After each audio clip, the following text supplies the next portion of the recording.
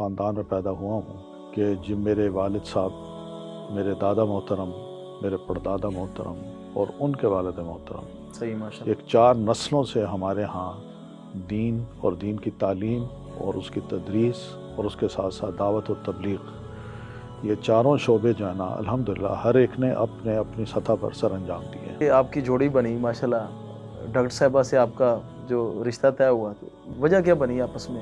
میں اتنا جانتا ہوں کہ اس رشتے کی جو مخالفت ہے وہ کافی لوگوں نے کی۔ اتنا بڑا ماشاءاللہ آپ نے ادارہ کھڑا کر دیا، اتنا منظم ادارہ، اس کی بنیادی وجہ کیا بنی؟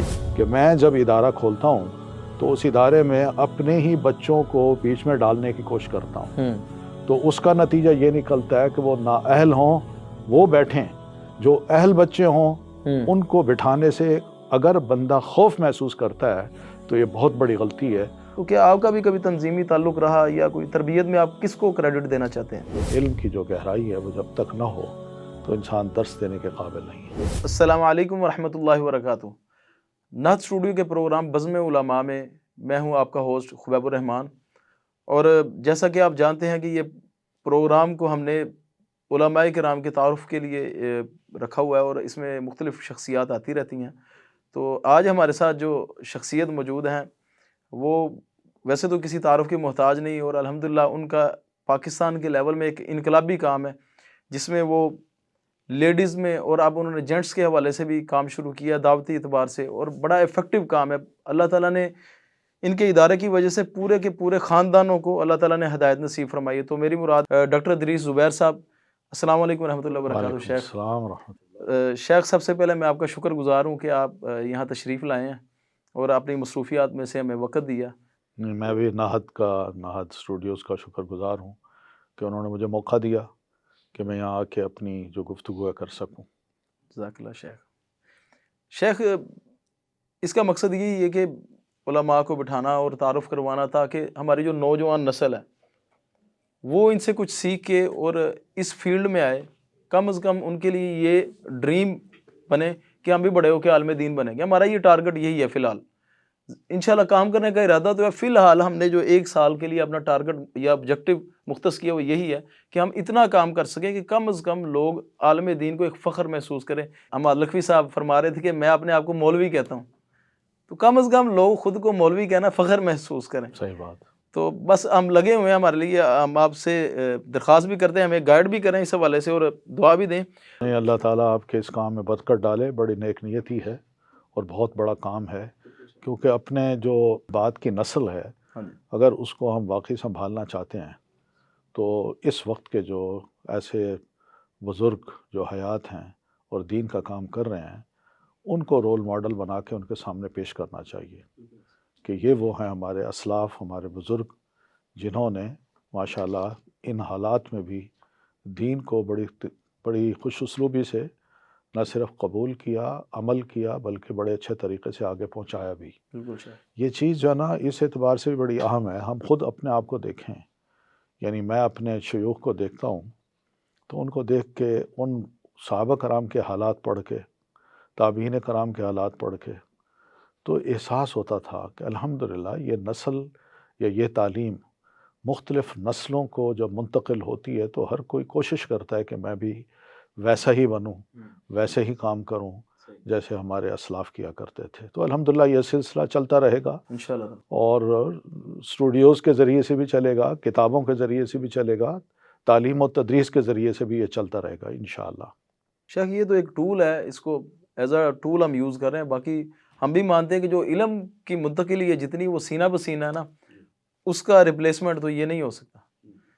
بہرحال شیخ، ہمیں کچھ اپنے خاندانی پس منظر کے بارے میں ہمارے ناظرین کو کچھ آگاہ فرمائیں کہ آپ کی دین کی طرف آنے کی وجہ کیا چیز بنی، یا آپ کا خاندان پہلے ہی دینی گھرانے سے آپ کا تعلق تھا، اس حوالے سے کچھ ارشاد فرمائیں۔ الحمدللہ اللہ کا ایک بڑا احسان ہے کہ میں اس خاندان میں پیدا ہوا ہوں کہ جب میرے والد صاحب، میرے دادا محترم، میرے پردادا محترم اور ان کے والد محترم، صحیح، ماشاءاللہ، ایک 4 نسلوں سے ہمارے ہاں دین اور دین کی تعلیم اور اس کی تدریس اور اس کے ساتھ ساتھ دعوت و تبلیغ، یہ چاروں شعبے جو ہیں نا الحمدللہ ہر ایک نے اپنے اپنی سطح پر سر انجام دیے ہیں۔ ماشاءاللہ۔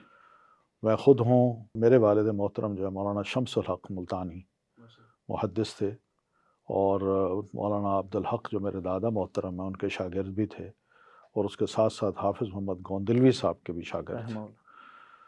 تو والد صاحب سے میں نے خود بہت کچھ پڑھا۔ ابتدائی ہی جب میں نے 8ویں جماعت کے بعد، ہم 7 بھائی ہیں، ساتوں میں ابا جان نے مجھے ہی چنا کہ بھئی بیٹا تم دین۔ آپ کا کون سا نمبر تھا ساتوں میں؟ میں درمیان میں تھا، اچھا 3 مجھ سے بڑے تھے اور 3 مجھ سے چھوٹے۔ تو ابا جان نے مجھے ہی چنا، جبکہ میرا میڈیکل میں داخلہ ہو چکا تھا 3rd ایئر میں۔ تو ابا جان نے کہا نہیں کہ تم نہ ادھر آؤ۔ تو الحمدللہ میں نے چھوڑ دیا اور دین کی طرف آیا، اور جب آیا تو ابا جان نے بڑی خوشی سے سب سے پہلے مجھے فارسی زبان سکھائی، فارسی میں کتابیں پڑھائیں، گردانیں یاد کرائیں، اور جو بھی بنیادیں تھیں ان کو اچھا بنانے کے لیے انہوں نے خوب محنت کی۔ گرامر، صرف و نحو، عبارت کا صحیح پڑھنا، اور پھر اس کے بعد یہ بھی ہے کہ اچھے اشعار یاد کرنا، عربی کے ہوں، فارسی کے ہوں، اور پھر حکایات جو شیخ سعدی کی ہیں، یا پند نامہ ہے، یا سکندر نامہ ہے، یہ ساری کتابیں الحمدللہ میں نے اپنے والد محترم سے پڑھی۔ یعنی کہ ہوم سکولنگ کا ہی آپ کا سارا یہ رہا؟ ہوم سکولنگ تو میں نے 8 سال تک تو میں اسکول پڑھا، صحیح، میں نے مڈل کر لیا تھا، تب اس کے بعد والد صاحب نے یہ خواہش ظاہر کی۔ صحیح۔ تو خیر جو بھی ہوا، تو اس میں اللہ کا شکر ہے کہ والد صاحب کی بڑی زبردست محنت تھی اس دور میں۔ تو میں شکر گزار ہوں، اور اپنے والد کے لیے دعا گو بھی رہتا ہوں کہ الحمدللہ انہوں نے میری بنیادیں جو بنائی ہیں وہ فارسی، اردو اور عربی کی اس طرح بنا دی کہ گرامر بھی ٹھیک ہو، اور پھر اس کے بعد الفاظ کی جو ادائیگی ہے وہ بھی درست ہو۔ تو شیخ، آپ معاشی اعتبار سے آپ کا جو گھرانہ تھا وہ کس لیول پہ تھا؟ معاشی اعتبار سے والد صاحب ظاہر ہے جو مدرسے کے ایک مدرسہ تھا دارالحدیث رحمانیہ، اس کے وہ محتمم تھے۔ یہ کدھر تھا؟ یہ ملتان میں تھا۔ صحیح۔ پہلے وہ محلے کی مسجد میں بنا، جو دادا جان بنا کے چھوڑ گئے تھے، پھر دادا جان کے بعد پھر جامعہ محمدیہ ہے ملتان کی، اس میں بھی والد صاحب دادا جان کے پاس تھا، وہ پڑھاتے تھے۔ پھر اس کے بعد وہاں تھوڑا بہت جو اختلاف ہوا تو والد صاحب نے چھوڑ دیا، اور پھر اپنا ایک مدرسہ بنایا جس کا نام جامعہ رحمانیہ رکھا۔ صحیح۔ تو اس میں اسی کو ہی وہ پڑھاتے تھے وہیں پر، اور باقی ہم ساتوں بھائی الحمدللہ پڑھتے تھے، اسکولوں میں پڑھتے تھے، کالجوں میں پڑھتے تھے۔ تو والد صاحب کی جو انکم تھی اسی پہ گھر چل رہا تھا۔ صحیح۔ اس میں بڑی برکت بھی میں دیکھتا ہوں۔ آج تو لوگوں کے پاس 2 بچے ہوں تو کہتے ہیں جی 2 2.5 لاکھ ہو، کہتے ہیں جی گزارا بڑا مشکل ہے۔ لیکن الحمدللہ یہ چیز ہم نے دیکھی کہ 7 بچے، 7 بیٹے، 2 بہنیں، ان سب کو انہوں نے تعلیم دلوائی، اور ان میں کوئی بھی BS سے کم نہیں ہوا۔ میں نے اتفاق سے یعنی دینی مدرسے کے بعد والد صاحب کی اجازت سے ہی یعنی ماسٹر میں پنجاب یونیورسٹی میں ماسٹر کیا، MA عربی، اور پھر اس کے بعد میری اپوائنٹمنٹ ہو گئی الحمدللہ۔ عربی کا ایک شوق بھی تھا، گرامر بہت اچھی تھی، اور زبان کو بھی میں جلدی سیکھ گیا تھا۔ تو انٹرنیشنل اسلامک یونیورسٹی میں سیٹیں جب آئیں تو میں نے اپلائی کیا، تو اللہ کا شکر ہے مجھے وہاں فوراً جاب مل گئی، اور بڑا اچھا میرا انٹرویو ہوا۔ میرا انٹرویو لینے والوں میں ایک بڑی مشہور شخصیت تھی، سیاسی بھی تھی، اسٹیبلشمنٹ کی تھی، ان کے قدرت اللہ شہاب صاحب، وہ انٹرویو لیتے تھے، اور کافی بڑا بورڈ تھا، وہ میرے سامنے بیٹھے۔ تو سب سے پہلے انہوں نے مجھ سے کچھ سوالات کیے، اور عربی میں کیے، اور عربی اشعار کے کیے۔ اتفاق سے وہ اشعار سارے مجھے یاد تھے۔ میں نے وہ سنائے تو وہ خاموش ہو کے بیٹھے، کہتے ہیں جی میں نے جو پوچھنا تھا پوچھ لیا، اب آپ پوچھنا چاہتے ہیں تو پوچھیں۔ صحیح۔ تو دو فیلڈ تھے، اصول الدین اور لغہ عربیہ، دونوں میں نے اپلائی کیا۔ بعد میں مجھ سے پوچھا گیا کہ تم کس میں جانا پسند کرو گے؟ میں نے کہا میں اصول الدین میں جاؤں گا۔ تو اس طرح کلیہ اصول الدین میں پھر میں تقریباً میں نے کو پڑھایا 3 سال۔ پھر اس کے بعد PhD کے لیے میں چلے گیا گلاسکو اپنی اہلیہ کے ساتھ، ہم دونوں نے وہاں PhD کی، حدیث سائنسز میں کی۔ اہلیہ کا جو موضوع تھا وہ اجازہ فی الحدیث کی تاریخ تھی، کہ محدثین کرام نے حدیث میں اجازت جب دینا شروع کی تو کب سے کی، اور اس کی جب کتابیں مدون ہو گئیں اس وقت تک اس کا طریقہ کار کیا تھا۔ تو ایک بڑی دلچسپ ہسٹری ہے، وہ انہوں نے لکھا، اس پہ تھیسس لکھا، اور میرا جو تھا وہ علوم الحدیث کے وہ موضوعات جس میں یعنی جب مثال کے طور پر امام مالک رحمۃ اللہ علیہ نے جب موطا امام مالک پڑھانا شروع کی تو وہ ساتھ ساتھ اس میں ترمیم بھی کیا کرتے تھے، تو ترمیم بھی کرتے، اضافہ بھی کرتے، کچھ پتہ چلتا کہ حدیث ضعیف ہے، روایت ضعیف ہے، اس کو کاٹ دیتے، اور صحیح مل جاتی اس کو لکھ لیتے۔ تو امام مالک رحمۃ اللہ علیہ اسی طرح ہر سال جب کرتے تھے تو اس کا نتیجہ یہ نکلا ہے کہ بہت سی موطا کی روایات جو تھیں وہ مشہور ہو گئیں، کہ جس نے اس سال پڑھا وہ لکھ کے اپنے ہاں گیا تو اگلے سال میں اس میں ترمیم ہو چکی ہوتی تو دوسرا اس کو لے گیا۔ تو اس طرح نسخے بھی مختلف ہیں اور روایات بھی مختلف ہیں۔ تو وہ روایات جو تھیں اس دور کی، ان روایات میں جب تحریر لکھی جاتی تھی تو یہ تحریر بغیر نقطوں کے اور بغیر اعراب کے ہوتی تھی۔ صحیح۔ اب اس تحریر کو پڑھنے کے لیے محدثین کرام نے صحیح حدیث کی جو شرائط عائد کیں ان میں ایک شرط یہ کی کہ وہ یعنی ضابط ہو، راوی جو ہے نا وہ ضابط ہو۔ ضبط کا مطلب ہے کہ دو چیزیں، اس کا ضبط الصدر و ضبط الکتاب، کہ اس نے جو لکھا ہو وہ بھی درست لکھا ہو، اور پھر اس کو لکھنے کے بعد کچھ عرصے کے بعد جب اس کو پڑھنا پڑے بغیر نقطوں اور اعراب کے تو وہ صحیح پڑھ سکے۔ اگر اس نے کوئی غلطی کی تو اس کو یعنی اس درجے سے ضابط نہیں، اس کو یعنی کہا جاتا ہے کہ یہ ضابط نہیں ہے، یعنی ثقہ نہیں ہے، اتھینٹک نہیں ہے، بھول یعنی اپنی تحریر کو پڑھ نہیں سکتا۔ تو اس طرح کی جو تحریریں سامنے آئی ہیں اور مختلف نسخے جب تیار ہوئے تو بعد والوں نے جب ان کو پڑھا ہے تو پڑھتے دوران کہیں با کو نون بنا دیا، تا کو یا بنا دیا، یا کو تا بنا دیا۔ تو اس پہ بھی بہت سی کتابیں لکھی گئیں، خاص طور پر امام قاضی عیاض رحمۃ اللہ علیہ جو ہیں انہوں نے موطا امام مالک اور صحیحین کی ان جو لفظی یا اعرابی جو غلطیاں ہوتی تھیں ان کی تصحیح کے لیے کتاب لکھی مشارق الانوار۔ تو اس مشارق میں انہوں نے جب یہ باتیں لکھی تو میری دلچسپی ذرا اس پہ بڑھی کہ یہ وہ کام ہے جو کہ ذرا تھوڑا سا کروں، کیونکہ ہمارے ہاں بر صغیر میں سب کانٹیننٹ میں ہمیں یاد ہے جب ہم نے صحیح بخاری یا صحیح مسلم کے نسخے لیے تو اتنی بڑی بڑی کتابیں 2 والیوم میں وہ سامنے رکھی ہوتی تھیں، تو تحریر میں اوپر بھی لکھا ہے، نیچے بھی لکھا ہے، مارجن میں بھی لکھا ہے۔ اب ان کو وہ دیکھتے تھے نا تو اس میں یہ لکھا تھا نون یعنی نسخہ فلانا، اس میں یہ لکھا ہوا ہے اور یہاں یہ لکھا ہوا ہے، تو وہ سمجھ نہیں آتی تھی۔ تو وہ ایک دلچسپی تھی میری، تو میں نے پھر اسی موضوع کو لے کے میں نے اپنا پی ایچ ڈی کا تھیسس لکھا جس میں تصحیفات المحدثین بھی آ گئیں اور اس کے علاوہ مختلف متشابہات، تو اس طرح کے جو مختلف موضوعات تھے وہ سارے اس پہ آئے، تو اس میں نے پی ایچ ڈی کی۔ اچھا ڈاکٹر صاحب، ابھی آپ نے بتایا کہ آپ کی 4 نسلیں علماء کرام تھیں، تو شاید دیکھنے میں آیا کہ عالم دین ہوتا ہے آج کل جو ہو رہا ہے کہ عالم دین ہے اس کے آگے اولاد جو ہے نا وہ دین کی طرف نہیں آ پاتی، یا اس پروفیشن کو نہیں رکھنا چاہتی، متنفر ہو جاتے ہیں، کچھ کاروبار میں چلے جاتے ہیں، یا ادھر بھی کامیاب نہیں ہو پاتے، نہ ادھر کے رہتے ہیں نہ ادھر کے رہتے ہیں۔ آپ کی 4 نسلیں جو ہے نا وہ اس طرح عالم دین بنتی آ رہی ہیں، تو ابھی آپ کیا وجہ دیکھتے ہیں؟ آپ بھی ایک عالم دین کے بیٹے ہیں، کیا وجہ دیکھتے ہیں آج کل نوجوان جو علماء کرام کے بچے ہیں وہ کیوں دین کی طرف نہیں آ پا رہے؟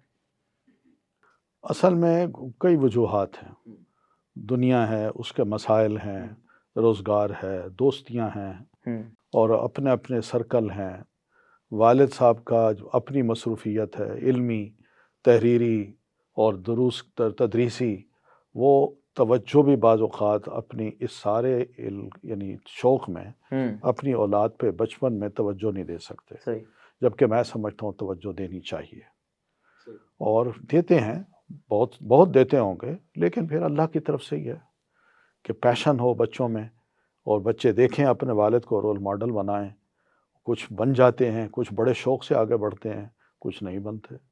اب سیدنا نوح علیہ السلام سے لے کے آگے تک چلتے آئے تو ہمارے اپنے دور تک بہت سی ایسی نسلیں ہیں، بڑے بڑے علماء، فضلاء، محدثین، مفسرین گزرے ہیں، بڑے کام کیے ہیں، مگر ان کی اولادوں کے نام و نشان نہیں ملتے۔ جو ان کی روحانی اولاد ہے وہ تو بہت سی ہو گئی، مگر اپنی جو اولاد ہے وہ نہیں ہو سکی۔ تو یہ بس اللہ تعالیٰ کی دین ہے کہ اللہ تعالیٰ جس سے دین کا کام لینا چاہے تو شیخ آپ نے کیسے ٹائم مینیج کیا؟ ابھی آپ کی ماشاءاللہ اتنی مصروفیات ہیں اور اتنے بڑے ادارے ہیں آپ کے ماشاءاللہ، تو فیملی کو کیسے مینیج کر پاتے ہیں؟ یہ ابھی جو الحمدللہ ہم دین دونوں کا کام کرنے والوں کا سب سے بڑا مسئلہ یہ ہے کہ وہ فوکس نہیں کر پاتے، یا وہ باہر ٹائم دیتے ہیں تو اولاد خراب ہو جاتی ہے، اگر اولاد کی طرف توجہ دیں تو باہر کے جو ان کے جو مشن ہے وہ متاثر ہو جاتے ہیں۔ میری 3 بچیاں ہیں اور ایک بیٹا ہے، صحیح، ماشاء تو تینوں بچیاں الحمدللہ گھر کے اندر رہ کے ہمیشہ اپنی والدہ کے ساتھ ہی جہاں کہیں دروس ہوئے ہیں وہ بیٹھی ہیں، ان کو سنا ہے، والدہ کی بات سنی ہے، اور پھر اس کے ساتھ جو وقتاً فوقتاً ہمارے پاس بچیاں پڑھنے آتی رہیں، ان سے بھی بڑی اچھی ان کی دوستیاں رہیں، ان سے بھی وہ سیکھتی تھیں۔ تو الحمدللہ اسی کے دوران ہی ہم نے انہیں میٹرک، ایف اے، بی اے وغیرہ یا ایف ایس سی کروا دی۔ صحیح، تو اللہ کا شکر ہے کہ میری ہر بچی تقریباً بی اے پاس ہے، یا بی صحیح، ایس ماشاء اس نے کیا ہوا ہے، کسی نے ماسٹر کیا ہوا ہے، دوسری نے بی ایس کیا ہوا ہے، تیسری ماشاءاللہ اس نے اے لیولز کے ساتھ اور بڑے بڑے کام کیے ہیں۔ وہ آخری جو بچی ہے وہ ہے گلاسکو میں جب تھا وہاں پیدا ہوئی۔ صحیح، تو الحمدللہ اس بچی میں جو میں نے دیکھا ہے کہ جو والدہ کا جو کام ہے اس نے سنبھالا ہے، صحیح، اور اس وقت ویسٹ میں وہ بچی میری اللہ کا شکر ہے کہ ایک یعنی اچھی مدرسہ، اچھی مبلغہ صحیح، اور اچھی ڈیبیٹر ماشاء اللہ، یہ شمار کی جاتی ہے۔ اسے دنیا کی یعنی ویسٹ میں مراد میری یہ ہے کہ پورا یورپ ہو، وہاں سے بھی دعوت آتی ہے، وہاں بھی لیکچر دینے، مختلف کانفرنسز میں جو خواتین کی ہوتی ہیں وہاں وہ جاتی ہیں، اور اسی طرح امریکہ میں بھی مختلف اسٹیٹس میں جو دروس وغیرہ خواتین کے پروگرام ہوتے ہیں ان کو دعوت دی جاتی ہے۔ اس طرح کینیڈا میں بھی اپنے ملک میں رہتے ہوئے بھی اس بچی نے ماشاءاللہ بڑے کام کیے ہیں۔ تو شیخ تو اتنا اللہ کا شکر ہے ان بچوں کی طرف ہم نے تھوڑی سی توجہ دی، صحیح، ان کو پڑھایا، خود میں نے بھی پڑھایا، والدہ نے بھی پڑھایا، ہم نے ان کو گرامر پڑھائی اور دین پڑھایا، قرآن کا ترجمہ سکھایا، تفسیر سنائی، وہ پڑھی، ان کے سوالوں کے جواب دیے، اور جو ایشوز تھے وہ بھی ان سے ڈسکس کیے کہ اس وقت خواتین کے کیا کیا ایشوز ہیں اور ان کے ہمارے پاس کیا کیا جوابات ہونے چاہیے، کیونکہ ماڈرن جو وے میں اس وقت عورتوں کی موومنٹس چل رہی ہیں ان سے اویئر رکھنا بھی ان کو بڑا ضروری تھا۔ تو وہ بھی ہم نے الحمدللہ کھل کے ان سے باتیں کی، سمجھایا، پڑھایا، اچھی باتیں کی، بہترین جواب دیے، اور اللہ کا شکر ہے کہ وہ بچیاں اس قابل ہو گئیں کہ آج وہ ان تمام سوالوں کا بڑی آسانی سے بغیر کسی گھبراہٹ کے کسی بھی فورم پہ جا کے صحیح، قرآن مجید کی تلاوت کر کے اور احادیث پڑھ کے اس کا مفہوم اور معنی بتا کے سمجھا دیتی ہیں کہ جناب دین ہمارا یہ ہے، اس کا جواب یہ ہے۔ تو اللہ کا شکر ہے وقت دیا ہے بچوں کو۔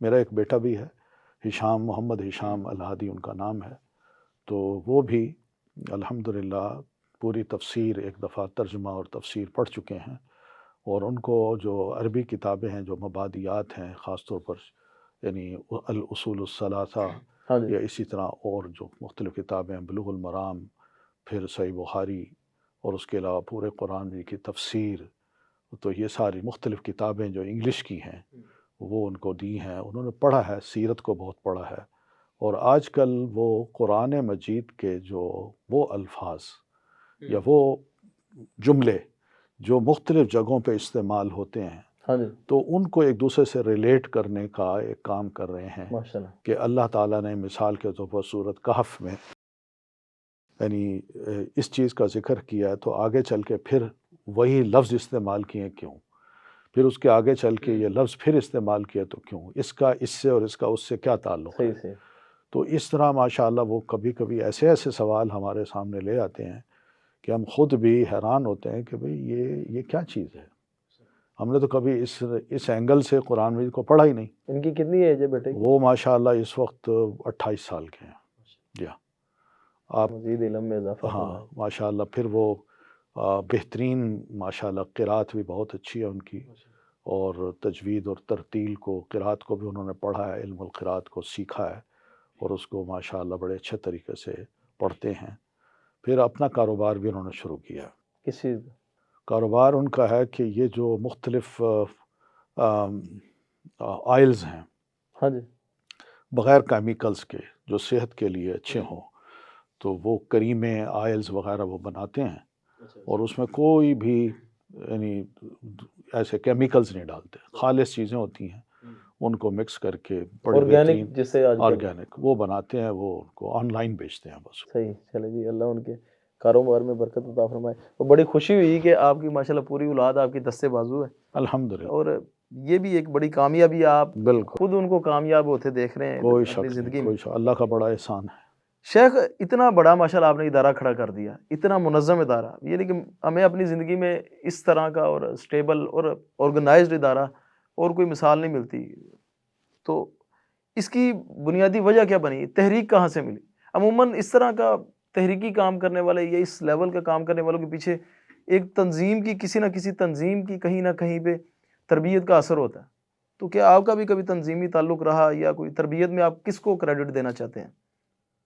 دیکھیں، اس میں دونوں طرف سے میں دیکھتا ہوں کہ ہمارے ماں باپ کا ایک بڑا اہم کردار ہے، وائف کا بھی، کے والدین کا بھی، اور میرے والدین کا۔ صحیح، ان کے والد صاحب بھی دروس قرآن جگہ جگہ دیتے تھے، تو وہی چیز ان کی بیٹی میں آ گئی، اور میں نے بھی والد صاحب کو یہ دیکھا کہ وہ مختلف مساجد میں یا کئی علاقوں میں جو دعوت دی جاتی تھی تو مجھے ہی ساتھ لے جاتے تھے، چھوٹا تھا میں جاتا تھا، اور والد صاحب کے ہر خطبے کو، ہر درس کو میں باقاعدہ کاغذ قلم لے کے لکھتا تھا، اور اس سے مجھے محسوس ہوا کہ علم کی جو گہرائی ہے وہ جب تک نہ ہو تو انسان درس دینے کے قابل نہیں ہے۔ تو الحمدللہ وہ چیزیں بچپن سے ہی میرے اندر بھی تھیں، ڈیولپ ہو گئی۔ وائف کے اندر بھی تھیں، اللہ نے آگے ہمیں ملانا تھا، صحیح، وہ اللہ ہی جوڑ بناتا ہے آسمان سے، تو بس وہ جوڑ بن گیا، اور اس کے بعد الحمدللہ ہم دونوں کا سوچ جو تھی وہ یہی تھی کہ ہم نے دین کا کام کرنا ہے اور نیوٹرل ہو کے کرنا ہے۔ صحیح، نیوٹرل کا وہ لفظ آج کل والا نہیں، ہاں، وہ نیوٹرل کا مطلب یہ ہے کہ ہم صرف اور صرف اسلام کی دعوت جو ہے، کتاب و سنت کی، ہاں جی، بغیر کسی مسلک کا نام لیے، لیبل کے، اور لیبل چھوڑیں، لیبل تو ویسے ہی بڑا ضروری سمجھتے ہیں لوگ، ہم اس سے نفرت نہیں کرتے، لیکن ہم یہ چاہتے ہیں کہ کتاب و سنت کی جو بات ہے وہ کچھ اس طریقے سے کی جائے کہ یہ سب کی میراث ہے، کیونکہ ایک مسلک کی جو بات ہے نا، وہ ایک مسلک والوں کی میراث ہے، باقی 4-5 مسالک اور بھی ہیں، تو وہ ہم چاہتے ہیں کہ کتاب و سنت کی بات اس طرح کی جائے کہ سارے کہیں کہ ہاں بھئی یہ تو میری بات ہے، میں تو اسی کی تلاش میں تھا۔ تو الحمدللہ اس منہج کو لے کے جب ہم چلے ہیں تو اس میں عقیدے کی وضاحت، ایمانیات کی وضاحت، اور پھر اسماء الرجال، اسماء حسنہ کی وضاحت، پھر اس کے بعد یہ ہے کہ رسول اللہ صلی اللہ علیہ وسلم کی سیرت، سنت، اسوہ حسنہ، تو ان فقہی مسائل جو قرآن مجید میں بھی معلوم ہوتے ہیں، سنت میں بھی، تو یہ ثابت کرنے کی بھی کوشش کی کہ بھئی فقہ جو ہے وہ قرآن مجید میں بھی موجود ہے، سنت رسول میں بھی موجود ہے، کتابیں جو سنن کی ہیں وہ ساری فقہ کی کتابیں ہیں، فقہ الحدیث کی کتابیں ہیں، ان میں فقہی مسائل ہیں، اور یہ محدثین کرام خود جہاں محدث تھے وہاں انہوں نے ہر حدیث سے جو ایک مسئلہ مستنبط کیا ہے اس کو ہیڈنگ دی ہے، جس کو باب کہتے ہیں، تو اس باب کو پڑھیں تو پتہ چلتا ہے کہ یہ محدثین کرام بھی اس قابل تھے کہ وہ حدیث کی نصوص کو سمجھنے کے بعد اس سے مسائل کا استنباط کرنا بھی جانتے تھے، تو یہی فقہ ہوتی ہے، اور اصول فقہ بھی یہی ہیں۔ تو الحمدللہ ان تمام چیزوں کو ذرا تھوڑا سا اصولی طور پر، قاعدے کے طور پر ہم نے اپنے اسٹوڈنٹس کو پڑھانا شروع کیا، تو اس سے ان کو محسوس ہوا کہ یہ تو کتاب و سنت میں سب کچھ ہے، صحیح، اور واقعی ہے، اس میں کوئی شک نہیں، کوئی انکار بھی نہیں کر سکتا، کیونکہ جتنے بھی اصول بعد میں بنے ہیں اگر وہ اصول کتاب و سنت سے ماخوذ ہیں تو سر آنکھوں پہ، اور اگر لوگوں نے بنائے ہیں تو پھر دوسروں نے ان کے مقابلے میں اپنے بنا لیے ہیں۔ اب شوافع کے اپنے اصول ہیں، احناف کے اپنے ہیں، حنابلہ کے اپنے ہیں، موالک کے اپنے ہیں، تو یہ اپنے اپنے، لیکن قرآن مجید کے اندر جو اصول ہیں وہ ایمانیات سے بھی ان کا تعلق ہے، اخلاقیات سے بھی ہے، معاملات سے بھی ہے، احکام سے بھی ہے۔ یہ ساری فقہ جو ہے یہ محدود نہیں ہے، صرف احکام والی نہیں ہے، پوری دینی تفقہ فی الدین کی جو بات ہے، یعنی فقہ فی الدین، دین کی جو فقہ ہے نا وہ ہمیں ملتی ہے کتاب و سنت میں، تو ہم نے اسی کو پڑھانا شروع کیا، تو الحمدللہ اس سے یہی فائدہ ہوا کہ لوگوں کو سمجھ آئی کہ بھئی دین تو باقی کتاب و سنت کا نام ہے، باقی جو فقہی اختلافات ہیں ہمیں ان میں پڑھنے کی ضرورت نہیں ہے، ہمیں سیدھا سادہ دین جو ملتا ہے ہم اس کو کیوں نہ لے لیں؟ اور اللہ کا شکر ہے لوگوں نے اس کو نتائج ایکسیپٹ کیا لوگوں کے سامنے ہیں۔ اور لوگوں نے مانا ہے اس کو، دلائل کے ساتھ تسلیم کیا، دلائل ان کے پاس ہیں۔ اب وہ کتابیں بھی پڑھتے ہیں، کتابوں پہ دلائل پہ انڈر لائن بھی کیا ہوا ان کو، جہاں جاتے ہیں وہ اسی مناسبت سے بات کرتے ہیں، اور اللہ کا شکر ہے اس کا اثر معاشرے پر ہوتا ہے۔ تو شیخ اندازاً ابھی کتنے اسٹوڈنٹ ہیں ابھی، اور اس ٹائم کتنا آپ کا جو سٹاف کتنا ہے اور اسٹوڈنٹس؟ ہمارا جو سیٹ اپ ہے وہ بیسیکلی ہے تو اسلام آباد میں، لیکن وہاں سے جو اسٹوڈنٹس نکلتے ہیں تو وہ پھر اپنی اپنی جگہ جا کے وہ اپنا گھر ہو یا کوئی احاطہ ہو اس کی چار دیواری والدین بنا کے ان کو دے دیتے ہیں، تو محلے اور گاؤں کی جتنی بچیاں ان کے پاس آتی ہیں وہ پڑھانا شروع کر دیتی ہیں۔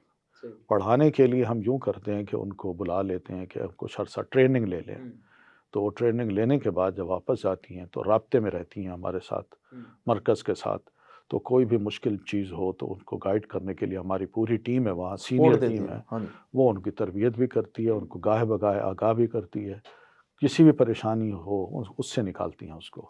تو اس طرح دیکھا جائے تو ہم اپنے ان مراکز کا شمار نہیں کر سکتے کتنے ہیں، کیونکہ میں اتنا جانتا ہوں کہ جب رمضان آتا ہے نا تو صرف پنڈی میں تقریباً 1,500 جگہوں پر دورہ قرآن ہوتا ہے، ماشاءاللہ۔ یعنی ہماری اپنی طالبہ جو پڑھ چکی ہوتی ہے وہ اپنے گھر میں اپنے محلے میں وہ دورہ قرآن شروع کرتی ہے، اور اس میں کم از کم 10 اور زیادہ سے زیادہ 300-400 خواتین آتی ہیں۔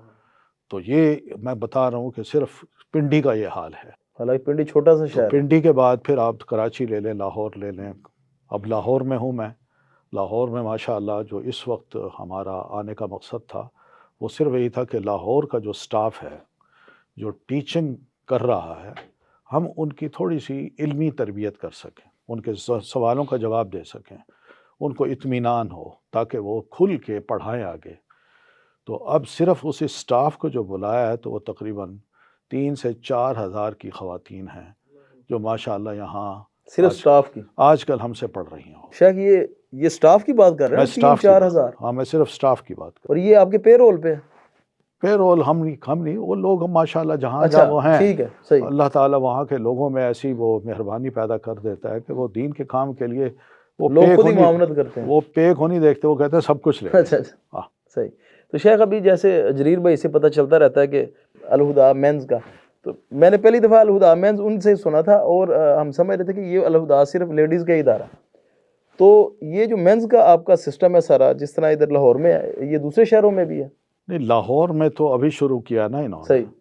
تو میں نے 2013 میں پہلی کلاس شروع کی تھی اسلام آباد میں، تو الحمدللہ اس میں کوئی تقریباً 70 کے قریب اسٹوڈنٹ آ گئے تھے۔ صحیح۔ پھر اس کے بعد ہاسٹل میں نے کھولا، اس ہاسٹل کی وجہ سے دور دور سے کافی لڑکے آئے، مختلف شہروں سے، اندرون سندھ سے بھی آئے، سندھ کے علاقوں سے بھی، کراچی سے بھی، جرمنی، کینیڈا، اور پھر اس کے علاوہ امارات، وہاں سے بھی کافی لڑکے آ گئے، اور 3-4 سال تک میں خود وہاں پڑھاتا رہا، نگرانی کرتا رہا، اور پھر اس کے بعد ایک ٹیم تیار کی۔ اس ٹیم کی تیاری کے بعد پھر مجھے خیال آیا کہ میں ذرا تھوڑا سا باہر جاؤں اور ریلیکس کروں، تو الحمدللہ پھر کینیڈا میں جا کے ہم نے وہ برانچ کھولی ہے، ایک کافی بڑی بلڈنگ ہے ہماری، وہ ہم نے خریدی ہے۔ یعنی کہ ادھر بھی آپ کام کرنے گئے، ریسٹ کرنے نہیں گئے؟ نہ کیا کر رہا ہے اس عمر میں بندہ، کیا گھومے، اور جس کا یہی شوق ہو اس نے باقی کون سے شوق پورے کرنے۔ اکثر میں اس لیے پوچھا، کینیڈا لوگ جاتے ہیں نا سارے ادھر سے۔ جی میں سمجھ گیا۔ تو ہمارا تو یہی ہے الحمدللہ، وہاں کے جو مسلمان ہیں انہوں نے ہمیں انوائٹ کیا، ہم گئے وہاں، اور جا کے جو کام کرنا تھا وہ ہم نے کیا، یعنی رمضان کا جو پروگرام تھا پورا مہینہ ہم نے کیا اور دن رات کیا، اور پھر اس میں یہ فائدہ ہوا کہ بڑے بڑے جو اسلامک سینٹرز تھے ان کے جو بڑے بڑے حال تھے وہ چھوٹے پڑ جاتے تھے، اتنی پبلک کی ڈیمانڈ تھی وہاں۔ میں اس موقع پہ یہ کہوں گا کہ حقیقت یہ ہے کہ ہمارے جو یعنی سنجیدہ طبقہ ہے کتاب و سنت کی دعوت و تبلیغ کرنے کا جو جذبہ رکھتا ہے، میں یہ کہوں گا کہ وہ اپنے نوجوانوں کو جہاں وہ مختلف دنیا کی تعلیم ہے وہ ضرور دلائیں، مگر اس کے ساتھ ساتھ دینی تعلیم بھی دلائیں۔ یہ نوجوان بڑی آسانی سے ان ملکوں میں جا کے اپنی تعلیم بھی لے سکتے ہیں، اور دعوت دین کا جو میدان ہے ان کے لیے بڑا کھلا ہے، اور بہت زبردست کام ہو سکتا ہے وہاں۔ یعنی زمین ہموار ہے، مگر ہماری جو اپنے نوجوان، اپنے جو یعنی کتاب و سنت کی دعوت دینے والے جو لوگ ہیں، ان کی بڑی کمی ہے وہاں، بہت کمی ہے۔ اور یہ بھی ایک حقیقت ہے کہ کتاب و سنت کی بات لوگ کان کھول کے سنتے ہیں، قبول کرتے ہیں اور بہت خوش ہوتے ہیں کہ یہ ہے وہ صحیح طریقہ کار جس کی ہم یہاں چاہتے ہیں کہ ہمیں باتیں اس طرح سمجھائی جائیں، کیونکہ وہاں وہ پرانی حکایات یا مرنے کے بعد کیا ہوگا، اور یہ جنت کا جنت کا مقام، جنت کا اور دوزخ کا حشر، یہ جو چیزیں بڑی خوفناک ہیں، یہ لوگوں کو یہ چیزیں پسند نہیں ہیں۔ صحیح۔ لوگوں کو پسند ہیں وہ چیزیں جو حقیقت پر مبنی ہوں، خوابوں خیالات پر یہ مبنی نہ ہو۔ تو اس لیے کتاب و سنت کی جو بات ہے وہاں بڑی آسانی سے پھیل سکتی ہے، حتیٰ کہ غیر مسلم جو ہے نا وہ بھی حقیقت ہے کہ مسلمان ہو سکتے ہیں۔ صحیح۔ تو اس طرف میں سمجھتا ہوں جو درد رکھنے والے لوگ ہیں ان کو توجہ دینی چاہیے، اور اپنے نوجوانوں کو انجینئرنگ کرائیں، آئی ٹی میں، کمپیوٹر سائنس میں ان کو بے شک جتنی اچھی تعلیم ہو سکتی ہے دلوائیں، بھیجیں وہاں، لیکن بھیجنے سے پہلے دین کی تعلیم سے آراستہ کریں۔ بڑے اچھے اچھے علماء ہیں یہاں، ان سے علم سیکھ لیں، وہاں پہنچیں۔ مجھے امید ہے کہ انشاءاللہ ان کی وجہ سے دین بڑی تیزی سے وہاں پھیلے گا انشاءاللہ۔ بلکہ مجھے جریر بھائی بتا رہے تھے کہ الہدا کا جتنا بڑا سیٹ اپ اسلام آباد میں، اس سے بڑا آپ نے ادھر بنایا کینیڈا میں؟ تقریباً اتنا ہی ہے۔ صحیح۔ ہاں، ابھی تو ادھر ٹائم بھی نہیں نا ہوا، کافی بڑی بلڈنگ ہے جو ہم نے خریدی ہے۔ صحیح، ماشاءاللہ۔ اور اللہ کا احسان ہے کہ اس وقت وہاں 1000 کے قریب رجسٹریشن ہے۔ صبح و شام دن رات وہاں کورسز ہو رہے ہیں۔ میں ابھی آیا ہوں، آنے سے کوئی 2 مہینے پہلے میں نے کورس سٹارٹ کیا تھا تعلیم القرآن کا مرد حضرات کے لیے۔ تو وہ کافی عرصہ پہلے میں نے شروع کیا، پھر میرے لیے ذرا چلنا اس لیے مشکل ہو گیا کہ خواتین کو بھی جو سینئر ہیں ان کو مجھے پڑھانا پڑتا تھا، ان کو سمجھا، اور پھر الہدا ایک سیٹ اپ بن گیا ایسا کہ مختلف فون آتے ہیں، مسائل پوچھے جاتے ہیں، اور وہاں ظاہر ہے ہم لوگ اپنے آپ کو نہ مفتی کہلاتے ہیں نہ مفتی بنتے ہیں۔ صحیح۔ تو وہ جب آتے ہیں تو میں ذرا ان کو یہی کہتا ہوں کہ مفتی تو نہیں ہوں، جو سوال پوچھنا ہے اس کا جواب دے سکتا ہوں۔ تو میں جب جواب دیتا ہوں تو الحمدللہ اس میں بڑے ایشوز میرے پاس آتے ہیں، تو میں ذرا اس میں بھی زیادہ مصروف رہا، کچھ اپنی تصنیفی کاموں میں بھی، تحقیقی کاموں میں بھی۔ تو اس وجہ سے تو الحمدللہ اب آنے سے کوئی 2-3 ماہ پہلے میرے پاس ساہیوال کی ایک بزرگ دینی شخصیت تھی، مولانا عبدالرشید ہزاروی، ان کے صاحبزادے مولانا عبدالرحمن عتیق، یہ اتفاق سے وہاں تشریف لائے۔ تو بس کہتے میں جا رہا تھا، میں نے کہا الہدا دیکھ لوں، تو تشریف لائے، باتیں ہوئیں، بڑا اچھا لگا مجھے، میں نے بٹھایا، مصروفیات پوچھی، بتایا انہوں نے کہ میں کیا کر رہا ہوں، میں نے کہا آپ یہیں آ جائیں۔ اچھا، تو الحمدللہ انہوں نے میری درخواست مانی، اور پھر میں نے کلاس سٹارٹ کی۔ تو اس کلاس میں 125 کے قریب لوگوں نے رجسٹریشن کرائی، اور میں جب آیا ہوں تو الحمدللہ پورا ہال ہمارا فل ہوتا، یعنی زیادہ سے زیادہ لوگ آنا شروع ہو گئے ہیں۔ تو وہاں پہ عبدالرحمن صاحب بھی پڑھا رہے ہیں میری عدم موجودگی میں، مسجد کی امامت، خطابت، اپنی جو سیٹ ہے، اپنا آفس، سب میں ان کو دے آیا ہوں کہ آپ بس یہ سمجھ لیں کہ پتہ نہیں زندگی میں دوبارہ ملاقات ہو نہ ہو، لیکن کم از کم یہ چیز اب آپ نے سنبھالنی ہے۔ تو اللہ کا شکر ہے وہ بڑے اچھے طریقے سے اس کام کو چلا رہے ہیں۔ شیخ، آپ نے بھی تھوڑی دیر پہلے ذکر کیا کہ آپ کی جوڑی بنی ماشاءاللہ، ڈاکٹر صاحبہ سے آپ کا جو رشتہ طے ہوا، تو یہ وہ بھی ایک اتنا شوق رکھنے والی اور کام کرنے والی، اور آپ تو یہ وجہ کیا بنی آپس میں یہ رشتہ ازواج میں منسلک ہونا؟ وجہ یہی بنی جو دین ہے، بنیادی طور پر دین ہے۔ جاننے والے تھے وہ آپ کے؟ ہمارے اس اعتبار سے کہ سرگودا میں بہت اچھے ہمارے پرانے دوست تھے، تو انہوں نے کچھ تھوڑی سی بات کی، تو ہم نے بات چلائی، تو الحمدللہ وہ بات پھر اس تک پہنچی کہ ہاشمی صاحب نے جواب تو نہیں دیا، کہتے ہیں ہاں دیکھیں گے۔ پھر ایک دن اچانک ہی وہ ملتان آ گئے، صحیح، وہ بغیر بتایا ہے، اپنی اہلیہ کو لے آئے۔ تو میں گھر میں تھا، ابا جان تھے، ہمارا بالکل کچا سا چھوٹا سا گھر تھا۔ اب مجھے بڑی شرم آئے، بھائی یہ کیا کہیں گے کہ بھائی ایسے لوگ ہیں، یہ رشتہ لینے آ گئے ہیں۔ تو الحمدللہ وہ آئے، ان کو بٹھایا، ان کو کھانا کھلایا، نماز مسجد میں پڑھی۔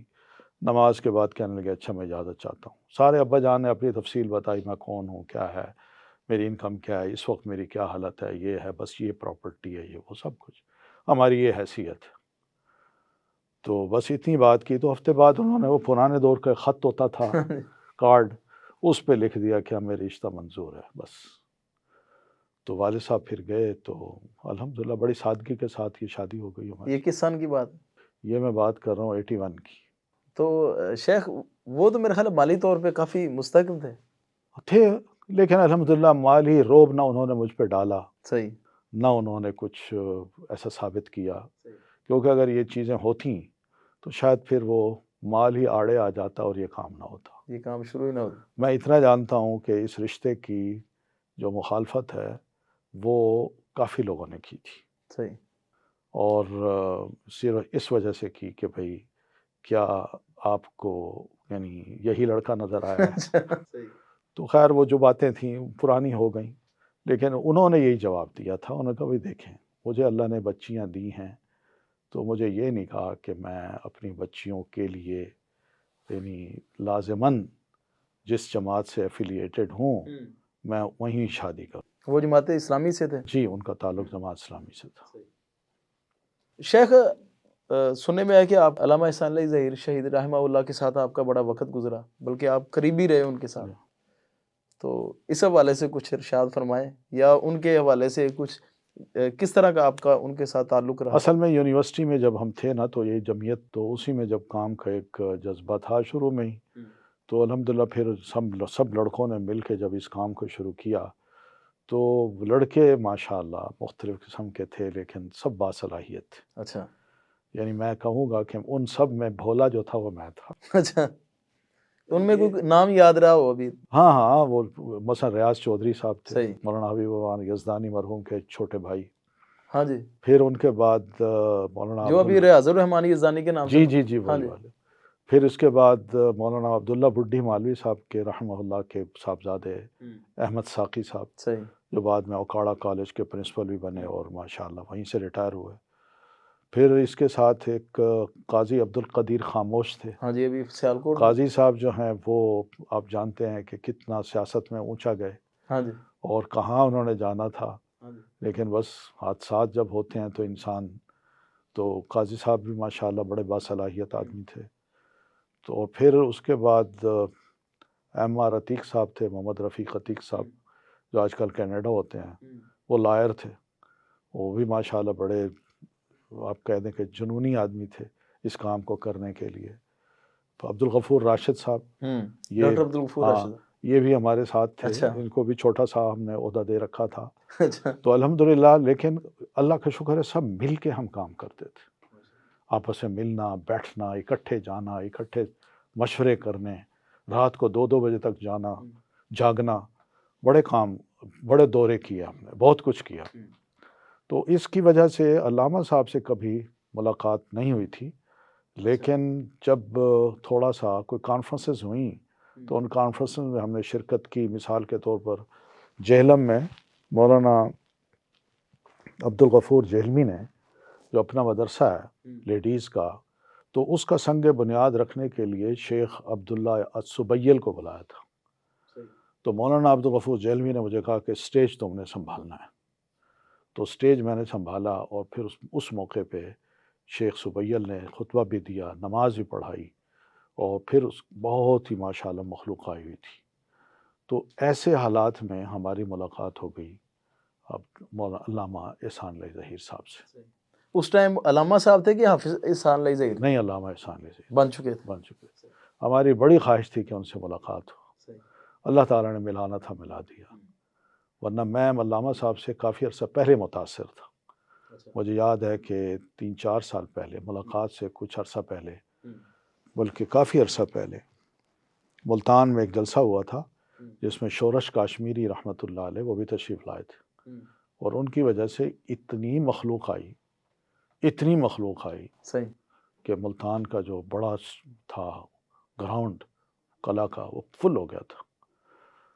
اور اس وقت سٹیج پہ جو حضرات بیٹھے ہیں ان میں شورش کاشمیری بھی ہیں، قاری عبدالخالق رحمانی صاحب بھی ہیں، اور علامہ صاحب بھی ہیں، اور اسی طرح بریلوی علماء، شیعہ علماء، دیوبندی علماء بھی بیٹھے ہوئے تھے۔ تو شورش کاشمیری خود ہر کو کہہ رہے تھے کہ بھائی 20 منٹ 10 منٹ 20 منٹ، لیکن جب علامہ صاحب آئے تو ان کو 20 منٹ دیے. تو شورش کاشمیری صاحب نے کہا، جو سننے میں آیا اس موقع پہ، اور ٹائم لو، کرو کرو، اچھا ہاں جاری رہو. تو میرا خیال ہے کہ علامہ صاحب نے کوئی 1.5 گھنٹہ لگا دیا، اور مجمع جو تھا جم کے بیٹھا ہوا تھا، ایک ایک جملے پہ مجمع جو تھا نا پھڑک رہا تھا. ایسی ماشاءاللہ ان کی آواز تھی، گونج تھی، تقریر تھی کہ بس یعنی زندہ کر دیا سب کو. تو اس وقت سے ایک تاثر تھا میرا کہ علامہ صاحب جماعت کا ایک بہت بڑا خزانہ ہے، تو ان کے ساتھ مل کے اگر اللہ موقع دے کام کروں. تو الحمدللہ اللہ تعالیٰ نے موقع دیا، تو پھر ہماری بڑی اچھی دوستی ہوئی. علامہ صاحب جو تھے وہ کبھی بڑے بڑے جلسوں میں جاتے تھے ادھر پنجاب کی طرف، یعنی ملتان سے آگے تک، رحیم یار خان سے آگے تک. تو مجھے کہتے تھے ادریس تیار رہو، چلنا میں آ رہا ہوں، میرے ساتھ نکلنا ہے. تو الحمدللہ پھر مجھے لے جاتے، میرے گھر آتے، رات سوتے، آرام کرتے، کھانا کھاتے، چائے پیتے، حتیٰ کہ چائے خود بناتے تھے. وہ میرے گھر سے اتنے واقف ہو گئے تھے، ان کو یہ پتہ ہے کہ چولہا کہاں رکھا ہوا ہے، ادھر سے جانا ہے، ادھر سے نہیں جانا، صحیح ہے. پانی کہاں مل جائے گا پینے کا. اس سے سادہ سا گھر تھا، لیکن وہ ماشاءاللہ اس طرح علامہ صاحب اتنا محبت کرتے تھے مجھ سے کہ میں بھی ان کی سادگی پہ بڑا حیران ہوتا تھا کہ اللہ نے ان کو سب کچھ دینے کے باوجود وہ ایک دینی محبت، دینی جذبہ، دینی سادگی، کہ اللہ نے سب کچھ دیا ہے. تو اس کا یہ مطلب نہیں کہ میرے اندر کوئی ایسی غرور آ جائے، تکبر آ جائے کہ میں ہر ایک کو ناک کے نیچے رکھوں. ایسا مسئلہ نہیں تھا. کبھی انہوں نے ہماری غربت کا مذاق نہیں اڑایا، بلکہ حالات پوچھتے تھے، اور پوچھ کے اللہ کا شکر ہے کہ بڑے اچھے طریقے سے چلتے تھے.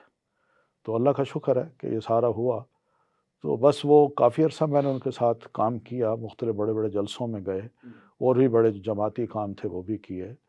اور بس اتفاق ایسا کہ مجھے جب یونیورسٹی میں جاب ملی تو مجھے اب سب کچھ چھوڑنا پڑا، خیر حافظ کہنا پڑا.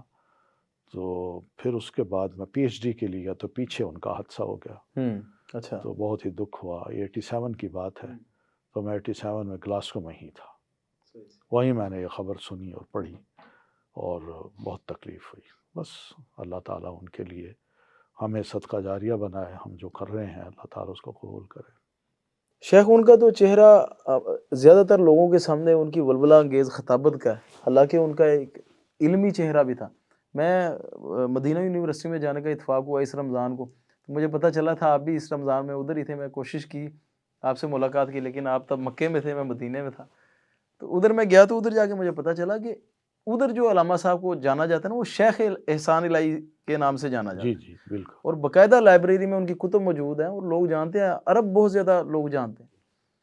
تو اس حوالے سے کچھ آپ کے نالج میں کیا چیزیں ہیں، مثلا ان کے جو علمی کام تھے بہت زیادہ؟ نہیں، ان کی علمی کاموں کی وجہ سے اور جماعتی جو نقطہ نظر ہے کتاب و سنت کا، اس کو پیش کرنے کی وجہ سے سعودی علماء شیخ بن باز تک بہت خوش تھے، اور ان کی بھرپور سپورٹ کرتے تھے. صحیح. اور ان کے بارے میں بڑے پر امید تھے کہ ایک مؤثر آواز ہے جو بر صغیر میں اہل اسلام کے لیے پائی جاتی ہے. تو پھر ان کی حکمت یہ بھی تھی کہ انہوں نے سعودی حضرات کو باقاعدہ اطمینان کرایا کہ اس وقت جو میں کرنے جا رہا ہوں اس سے بھی آپ مطمئن رہیں. صحیح. انہوں نے صدام حسین کے ساتھ بھی بڑے اچھے تعلقات رکھے، اور صرف اس بنیاد پہ کہ صدام اگر ہمیں سپورٹ کرتا ہے کتاب و سنت کے منہج کو تو میں ان کے ساتھ کھڑا ہوں، اور اگر نہیں تو خدا حافظ. تو صدام نے انہیں کھلی چھوٹ دی کہ جناب آپ کیجئے. اور صدام ویسے بھی وہاں کے اہل تشیع تھے یا ایران تھا، ان کے لیے تو وہ زہر قاتل تھا. بالکل ایسا. تو اس لیے انہوں نے جتنی بھی کوشش کی کہ مالی طور پر، نفری طور پر جتنا بھی ہم نقصان پہنچا سکیں صدام حسین کو اور اس کے ملک کو، علامہ صاحب نے بھرپور ان کا ساتھ دیا ہے. اور الحمدللہ اس ساتھ سے سعودی ان سے کوئی مشکوک نہیں ہوئے، کوئی انہوں نے شک نہیں کیا کہ یہ بندہ ہمارے ساتھ بھی تعلق رکھتا ہے اور ہمارے دشمن کے ساتھ بھی تعلق رکھتا ہے. حالانکہ وہ دشمنی نہیں تھی. انہوں نے کہا جی میرا تعلق آپ سے بھی ایک مسلک ہی ہے، کتاب و سنت کے مسلک کا، اور اس سے بھی اسی بنیاد پر میرا تعلق ہے، اور کچھ نہیں ہے. تو الحمدللہ یہ ایک ان کی سیاست تھی، اور اس سیاست میں بڑے کامیاب ہوئے ہیں. تو اس وجہ سے ان کا اکرام اور احترام جو ہے وہ عراقیوں میں بھی بڑا پایا جاتا ہے۔ عراق کے جو بڑے بڑے علماء ہیں وہ بھی ان کو بڑا سراہتے تھے، اور سعودی علماء تو ویسے بھی ماشاءاللہ تھے۔ شیخ ابھی دیکھا گیا کہ جیسے ہی ایک کام شروع ہوتا ہے، منصوبہ جیسے اس کو پذیرائی ملتی ہے تو اس کے اوپر تنقید بھی شروع ہو جاتی ہے۔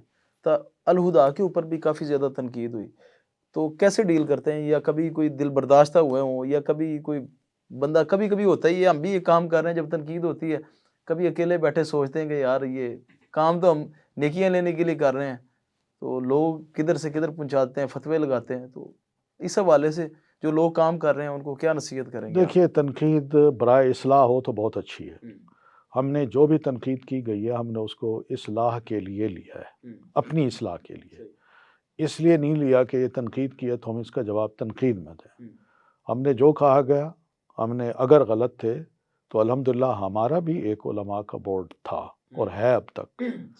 اس وقت جو ہمارا بورڈ تھا اس میں مولانا عبدالغفار حسن، میرے اپنے والد صاحب، یہ بزرگ تھے جن سے ہم علمی اور اس طرح کے جو مسائل کھڑے ہوتے تھے ان سے مشورے لیتے تھے۔ اور اس بورڈ میں بعض اوقات ہم نے یونیورسٹی کے جو میرے اپنے کولیگ تھے، مولانا ظفر احمد کے انصاری کے صاحبزادے ڈاکٹر ظفر اسحاق انصاری، وہ اور ڈاکٹر محمود غازی رحمۃ اللہ علیہما، یہ دونوں جو تھے یہ بڑی محبت کرتے تھے، الہدا کے بارے میں بڑے سنجیدہ تھے، دعائیں دیتے تھے۔ اکثر و بیشتر چلتے چلتے میرا ہاتھ پکڑ لیتے اور کہتے کہ ادریس بڑی دعائیں نکلتی ہیں کہ اللہ آپ کو نظر بد سے بچائے۔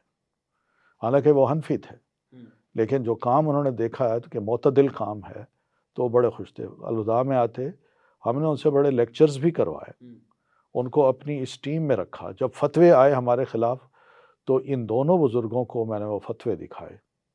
میں نے کہا جناب یہ دیکھیے، ہمیں گمراہ کہا گیا ہے، ہمیں کہا گیا کہ یہودیوں کے ایجنٹ ہیں، ہمیں کہا گیا کہ یہ جو ہے نا ان سے تعاون کرنا گناہ کا کام ہے، اور ان کے ہاں کسی بچی کو نہ بھیجا جائے، یہ گمراہ کرتے ہیں لوگوں۔ بلکہ کئی کتابوں میں بھی لکھا گیا کہ یہ یہودی پیسے کے اوپر چل رہے ہیں۔ تو جب انہوں نے ان چیزوں کو پڑھا تو کہتے ہیں یہ ان کی کوئی حیثیت نہیں ہے۔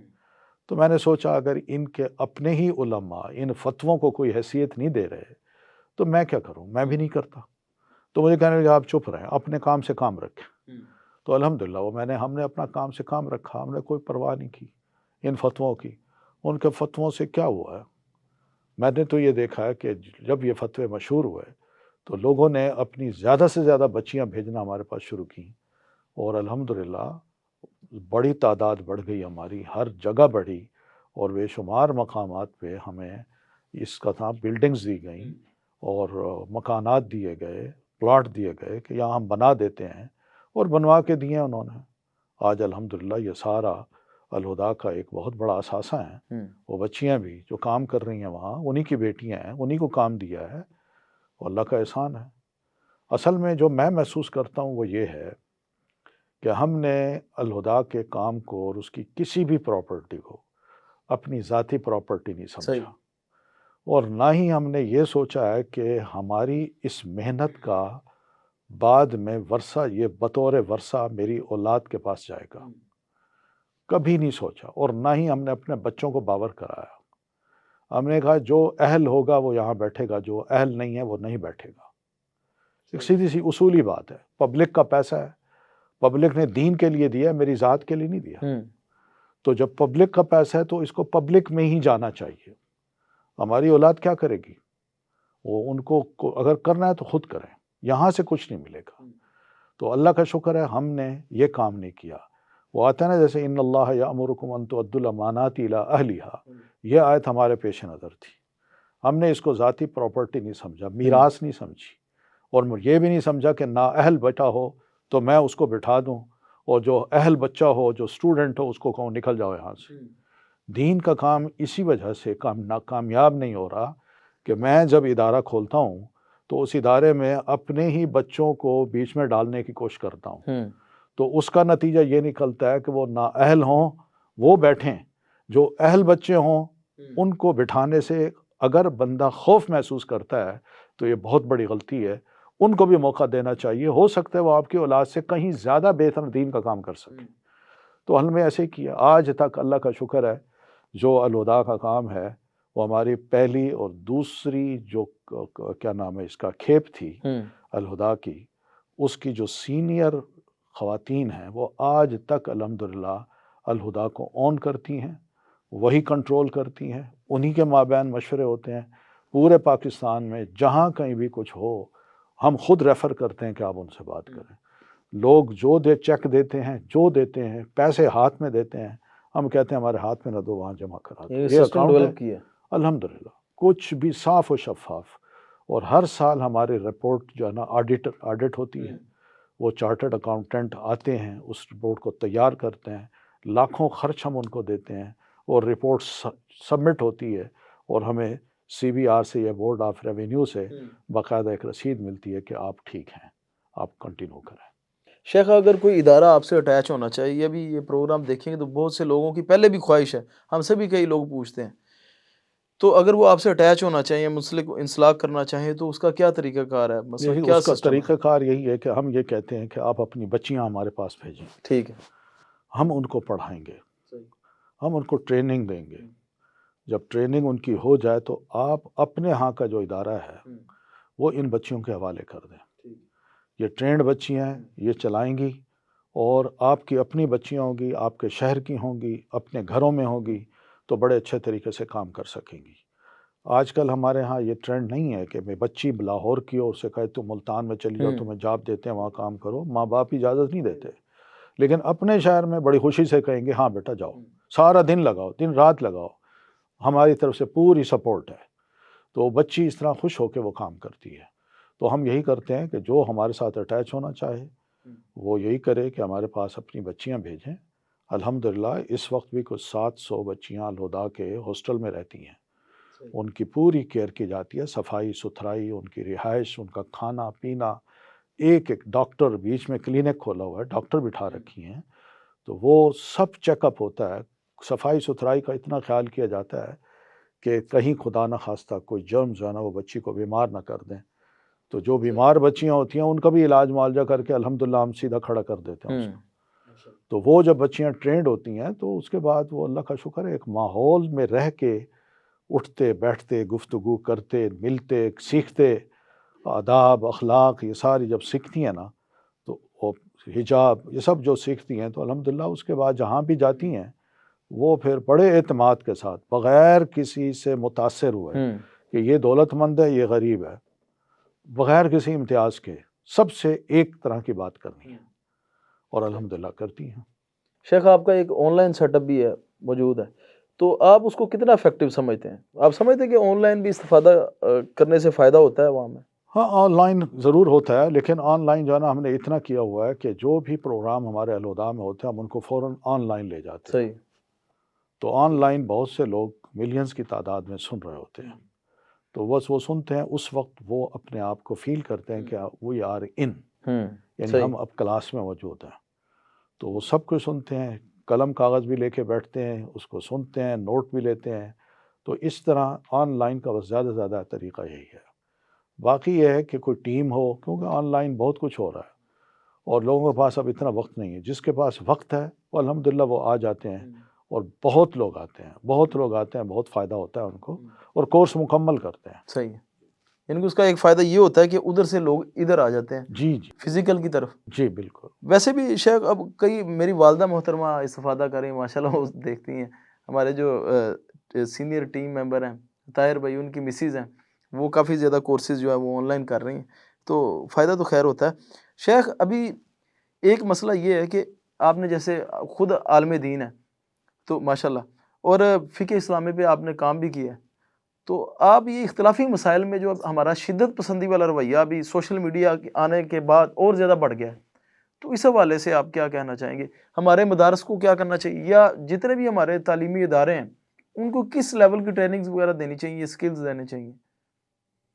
دیکھیں جی، اختلاف جو ہے نا یہ تو قرآن مجید نے کہا ہے کہ باقی رہے گا. وَلَا يَزَالُونَ مُخْتَلِفِينَ، لوگ مختلف ہمیشہ اختلاف کرتے رہیں گے. تو کیوں؟ ہر ایک کا سوچ، ذہن، ماحول، تربیت ایک دوسرے سے مختلف ہے، ذوق مختلف ہے.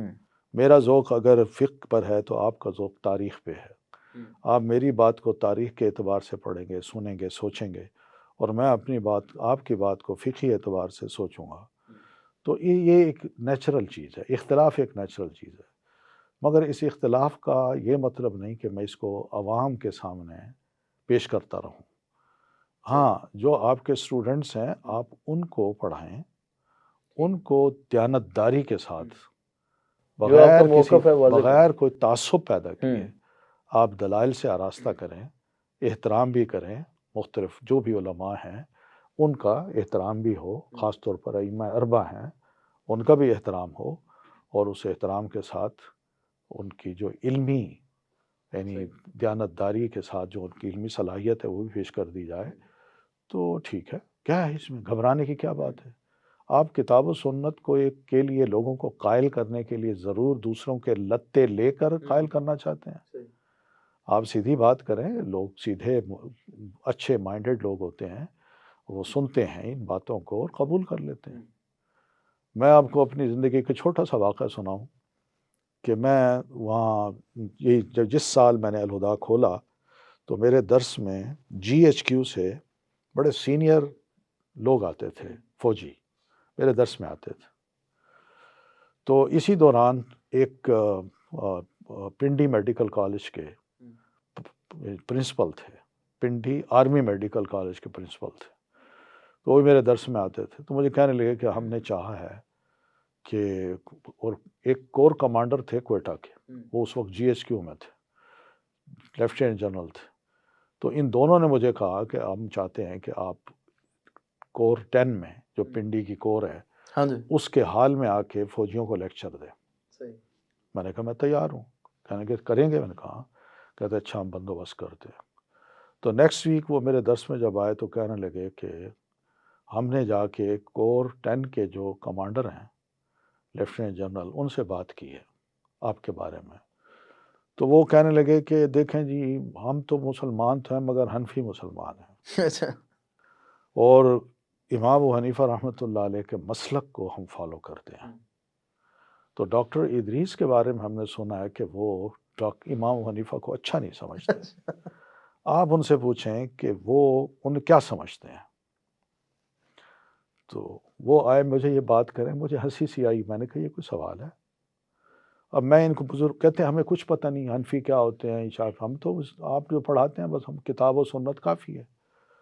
تو میں نے کہا بجائے اس کے کہ میں آپ کو جواب دوں، آپ یوں کریں کہ میری ان سے ملاقات کرائیں۔ صحیح، تو ٹھیک ہے، تو خیر انہوں نے بات کی، انہوں نے کہا ہاں ضرور بلائیں ڈاکٹر صاحب کو۔ تو ٹائم مقرر ہوا، میں گیا وہاں، تو جنرل صاحب جو تھے وہ اپنے آفس سے نکل کے انہوں نے مجھے ریسیو کیا، بڑے اچھا طریقے سے استقبال کیا، اور پھر جب اپنے آفس میں لے گئے تو وہاں آفس میں ایک مولانا صاحب بیٹھے ہوئے تھے۔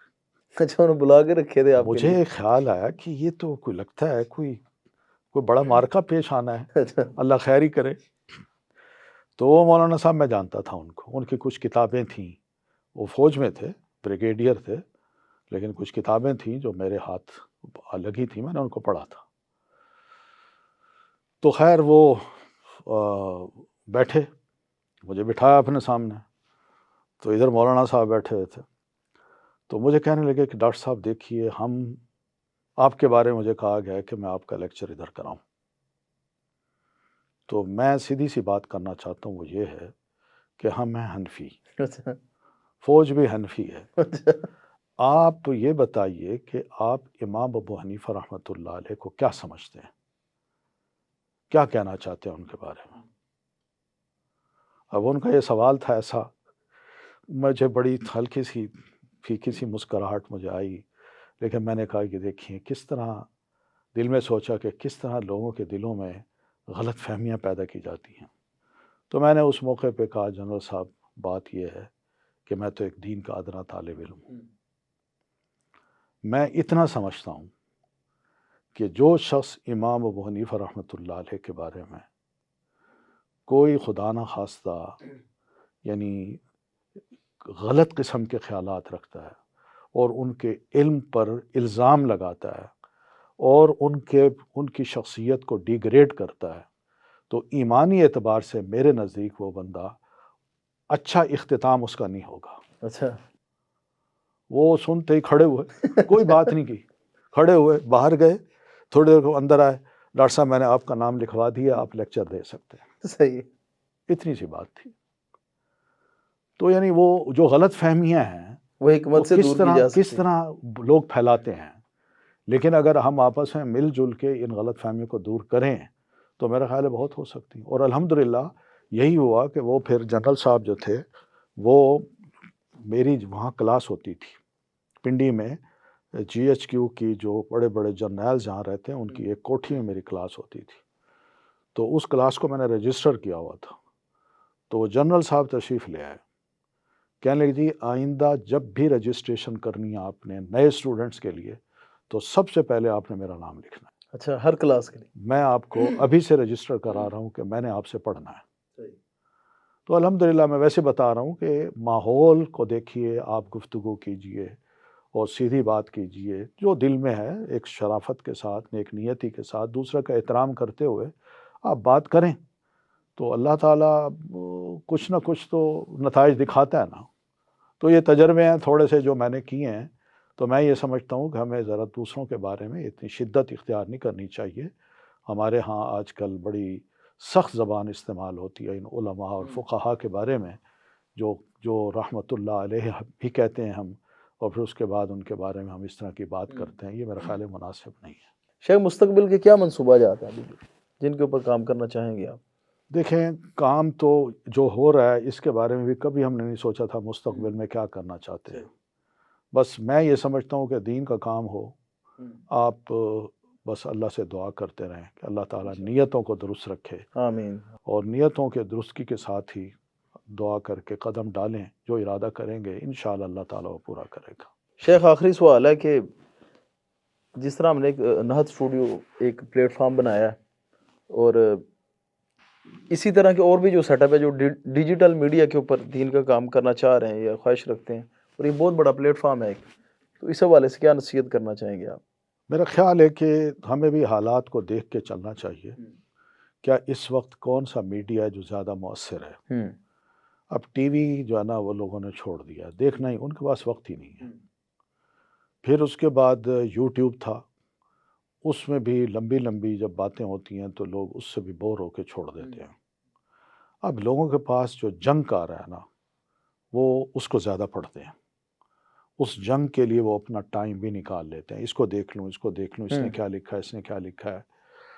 تو میرا خیال یہ ہے کہ آئندہ کی چیزوں کو ذرا تھوڑا سا ضرور سوچ کے کوئی طریقہ کار ایسا نکالنا چاہیے کہ ہم چھوٹے چھوٹے کلپس، یہ چھوٹی چھوٹی باتیں وہ پبلک میں زیادہ سے زیادہ چھوڑیں، زیادہ سے زیادہ اس میں تقسیم کریں، تو وہ چھوٹی سی بات ایک دفعہ کہہ دی جائے نا لوگ اس کو یاد رکھتے ہیں۔ صحیح ہے۔ لیکن اگر باتوں کو پھیلا دیا جائے تو وہ کچھ شاید یاد نہیں رہتی۔ تو اس میں ذرا دیکھیے، مزید اسٹڈی آپ کیجئے، یہ میں نہیں کہتا کہ یہ طریقہ کار غیر مؤثر ہے، لیکن اس کا بھی ایک وقت ہے۔ آئندہ جو وقت آ رہا ہے نا آگے کا دیکھیے، 10 سال 15 سال بعد کیا حال ہوگا، کیونکہ اب میں یہی دیکھتا ہوں کہ وہ ہر سال جو سیل فون ہے وہ بیکار ہو جاتا ہے، نیا آتا ہے پچھلا بیکار ہے۔ ایسے یہ کمپیوٹر ہے، اس کی بھی کوئی بھی نئی ڈیوائس آتی ہے وہ پچھلی بیکار۔ بہنی اسی طرح یہ کیمرے ہیں، اب ان کیمروں کو آپ دیکھ لیں، میں دبئی میں تھا تو ڈاکٹر ذاکر نائک نے مجھے بلایا کہ وہ کچھ ریکارڈنگ کرا دو، تو میں جب وہاں گیا تو انہوں نے مجھے بتایا کہ یہ 3 کیمرے ہیں، $7 لاکھ کا ایک کیمرہ لیا ہے، $7 لاکھ۔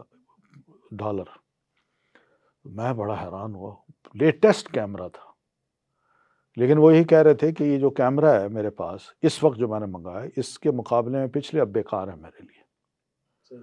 تو یہ آپ جانتے ہیں مشینری ہے، نئی ٹیکنالوجی ہے، پھر نئے طریقے ہیں، تو انہی کو نئی چیزیں جو آ رہی ہیں نا، ڈیوائسز ہوں یا کیمرے ہوں، یہ جو چیزیں آ رہی ہیں ان پہ آپ اپنی اسٹڈی کو ذرا زیادہ رکھیں، اور ان سے کتنے مستفید ہو سکتے ہیں اور کتنا جلد از جلد پبلک تک اس کو پہنچایا جا سکتا ہے، چاہے چھوٹے چھوٹے کلپس ہوں یا 1 آدھ منٹ 2 منٹ کی یا 4 منٹ کی کوئی بات ہو اچھی سی، وہ کسی طرح چھوڑی جا سکتی ہے، تو وہ اگر آپ کچھ تھوڑا سا دیکھیں تو میرا خیال ہے آئندہ وقت اسی کا ہے، اس وقت بھی وہی ہے۔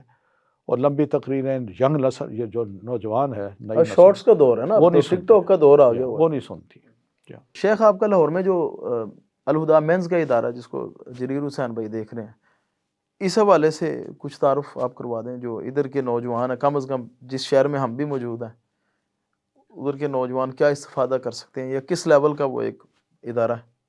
دیکھیے جریر جو ہیں ایک عالم کے بیٹے ہیں ماشاءاللہ، ان کے والد صاحب ہمارے بزرگ بھی ہیں، دوست بھی ہیں، بھائی بھی ہیں، تو ماشاءاللہ ان سے مل کے بڑی دلی خوشی بھی ہوتی ہے، روحانی خوشی بھی ہوتی ہے۔ تو ایک عالم کی اولاد ہوتے ہوئے ان کو پتہ ہے کہ علم دین کس چیز کا نام ہے۔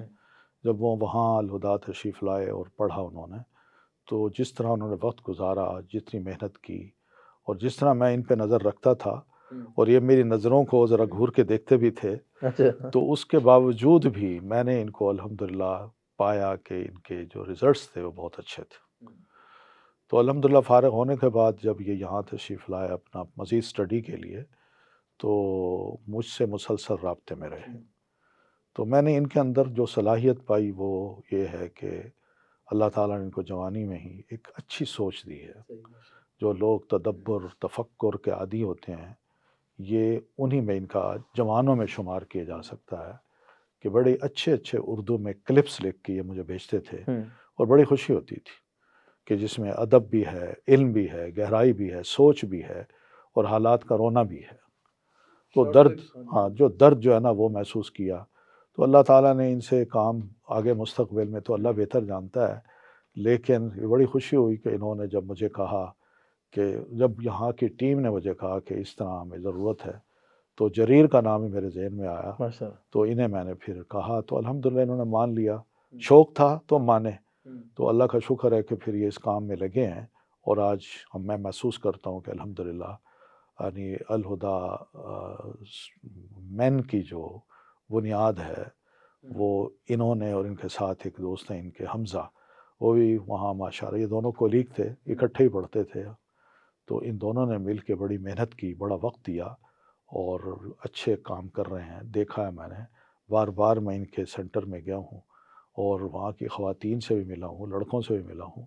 بہت خوشی ہوئی کہ الحمدللہ کہ لاہور میں ایک بنیاد ہے جو ڈالی جا رہی ہے، اور مجھے بڑی امید ہے کہ انشاءاللہ یہ جلد از جلد لاہور جو ہے نا، یہ اسلام آباد کے بعد لاہور کی جو برانچ ہے لڑکوں کی، وہ انشاءاللہ جلد از جلد کھل جائے گی انشاءاللہ۔ یعنی کہ تختے لاہور میں جو آپ کے لڑکے، آپ مطمئن ہیں ان سے؟ انشاءاللہ انشاءاللہ۔